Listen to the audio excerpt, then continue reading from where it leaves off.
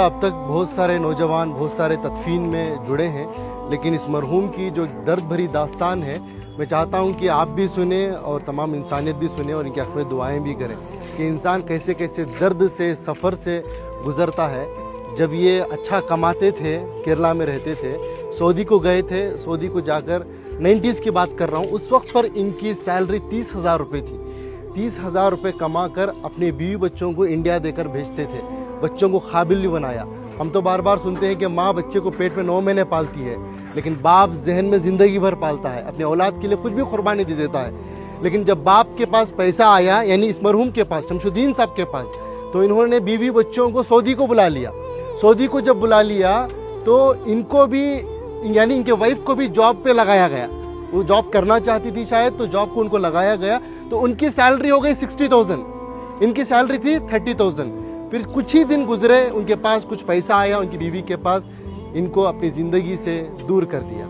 ये एक दिन था, ये अपनी बेटी से मिलने के लिए, अपने औलाद से मिलने के लिए सऊदी में ही, जो इनकी बीवी अलग फ्लैट लेकर रहती थी, वहाँ पर जाते हैं। बाप अपनी बेटी की मोहब्बत में एंट्री लेता है, जाता है, बेटी दरवाज़ा खोलती है, बेटी बाप को देखती है, जैसे ही बाप को देखती है एकदम से दरवाजे को मूछ देती है। एक तमाचे की तरह इस मरहूम के चेहरे पर पड़ा। ये मैं नहीं कह रहा हूँ, ये इनकी खुद की ज़बानी है। मरने से पहले, कुछ दिन पहले इन्होंने इस वाक़े को बताया है। इसके गवाह हमारे इनायत साहब है, कहाँ है? हाँ, ये हैं। ये बता ये रहे हैं कि सऊदी से दिल दुखने के बाद, दर्द मिलने के बाद, बेंगलुरु के एक टॉप एरिया में एक बिल्डिंग में एक मैनेजर के तौर पर काम करते थे। ये खुद उसके गवाह हैं कि एक मिलिट्री की तरह सिस्टम था इनका, उसूल आदाब के पक्के थे, बिना आयरन के कपड़ा नहीं पहनते थे। ऐसी अपनी जिंदगी, छोटा सा कमरा था, सीढ़ियों के नीचे से बेड डालकर, एक पंखा लगाकर, उसे भी पाक साफ रखकर जीते थे। ये पूछने लगे कि भाई मैं तो समझा आप एक सिक्योरिटी गार्ड है, लेकिन आपकी ये पाकी सफाई को देखकर, आपके ये मिलिट्री सिस्टम को देखकर, आपकी इस डिसिप्लिन को देखकर मेरे अंदर सवाल पैदा हुआ, आपकी ज़िंदगी में क्या हुआ? तो उन्होंने ये अपनी दास्तान सुनाई, ये दर्द बताया।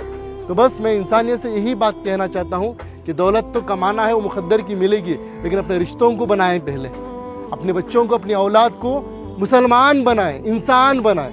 आज पता चला कि इनकी औलाद अमेरिका में है, USA में है, लाखों के रुपए कमा रहे हैं, लेकिन अफसोस की बात, दौलत तो दौलत है, उनके पास बाप के जनाजे को आने की तौफीक तक नहीं हुई। ये अल्लाह का करम है कि अल्लाह ने मुझे और आपको चुना है। मैं और आप आए नहीं यहाँ पर, अल्लाह हमें भेजा है, अल्लाह ने हमें ये तौफीक दी है, तब जाकर इस कब्रस्तान में आए हैं, इस मरहूम के जनाजे में शिरकत कर रहे हैं। इस मरहूम की नसीब देखिए, आज मस्जिद में नमाज़े के जनाजा अदा हुई। इनाम भाई, बड़ा मजमा था, मस्जिद के इमाम साहब, एक आलिम दीन ने इनका जनाजे की नमाज़ पढ़ाई, और तमाम अल्लाह के नेक बंदे मिलकर आकर आज तदफीन के लिए जुड़े।